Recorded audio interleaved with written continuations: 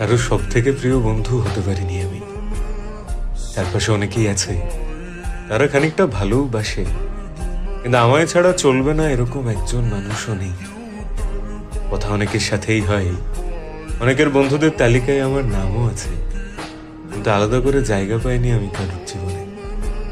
তাই তো কেউ আমার জন্য কখনো কোনো প্ল্যান করে না, কোনো প্রথম ফোন আসে না আমার কাছে, কারণ প্রায়োরিটি লিস্টে আমি একটু নিচের দিকেই থাকি। এরকম অনেক মানুষ আছে যাদের আমি খুব যত্ন করে সাজিয়ে রেখেছি নিজের জীবনে, কিন্তু আমায় ছাড়া তাদের জীবনে কোনো বদল আসবে না, কারণ সব থেকে প্রিয় বন্ধু আমি কারোর হতে পারিনি। আমায় ছাড়া সবার ঠিক চলে যায়।